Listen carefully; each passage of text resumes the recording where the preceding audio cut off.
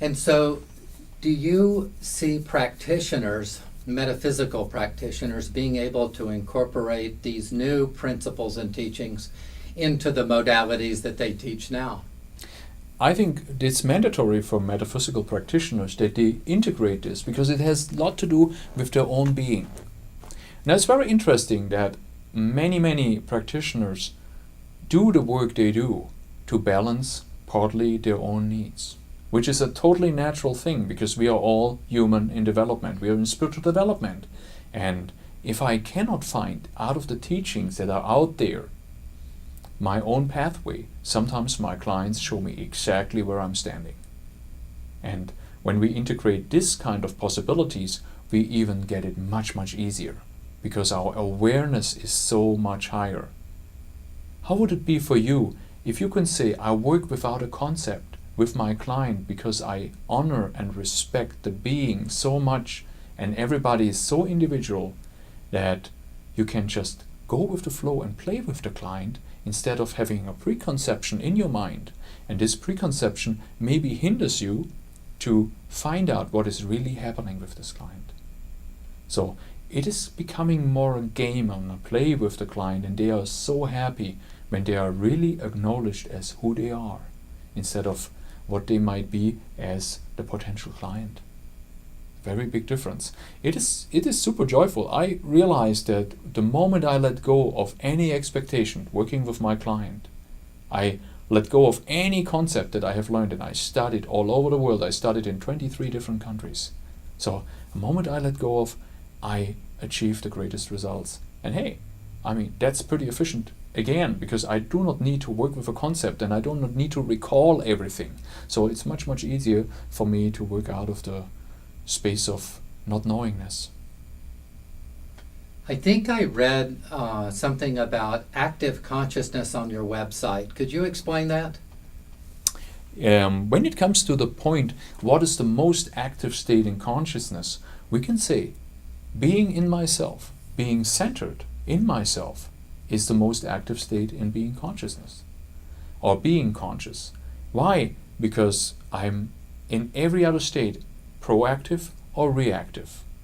So it can be that we are in our family or in business, in our workplace, that we are pulled around and we are reacting on outside circumstances. We are very often depending on outside energies, outside sources, and outside power. External power, we can call it. But it is much better when we work with our internal power.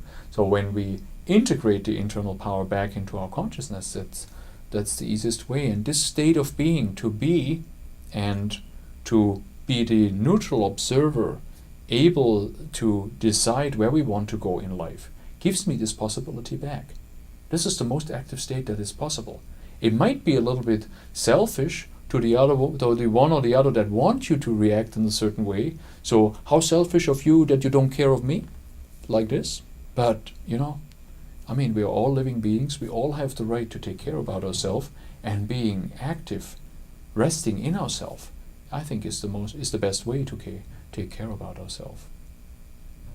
Andreas, do your teachings have any effect on your body tone?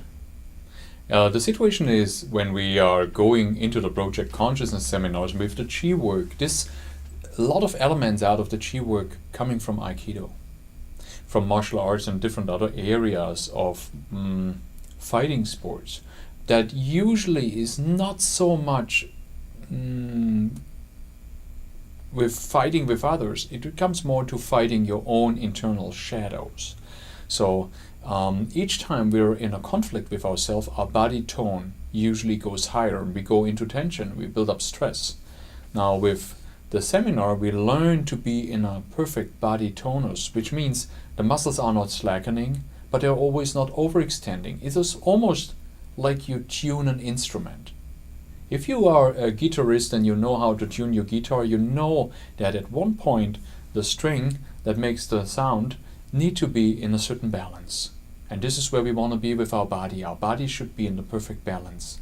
And this is why we call this the perfect muscle tonus, where we want to be. And we achieve this easily within the... So you would say that maintaining neutrality is an important point that you teach in the seminar? Maintaining neutrality gives us the chance to make the conscious decision where we want to go. If I'm judging, I am not in the here and now any longer. If we think about it this way, and we say we write from left to right, and our past is here and our future is here, the moment we go, we stay in neutrality, we're in the middle, we're in the center point. When we go into judgment, we are right now immediately going to the past. And our past, we made certain experiences, we learn certain things, and our brain begins to evaluate. What we do with this maintaining neutrality is that we kick the brain out of its function. 90% of your brain's job is to maintain the reality you have created. It doesn't want to go into change at all. The moment we learn to be neutral, it is open for new things, and it opens for change management. When we don't have this change management, we are getting very tired.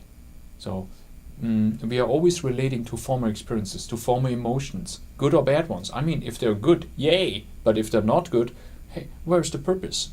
This would be like the definition of insanity. Try the same thing over and over and over again and to expect a different result. This is just not working. And from a neutral point of view, we can totally decide where we want to go.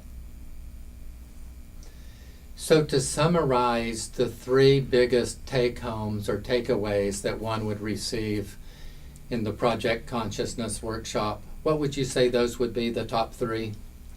The top three of our Project Consciousness workshop goals, we can say, the top three goals are that you can go immediately, within a split of a second, into neutrality. The second part is that we learn to connect to the Divine Mother and the Divine Father, and we begin to create life out of the fullest, out of our heart, so that we can radiate out what we really want to manifest in life.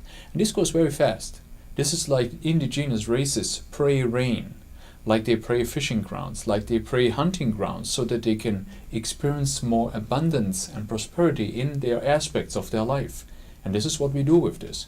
We come so much into the center point of the heart that this impulse of our desires of the heart goes right out, and our environment reacts immediately.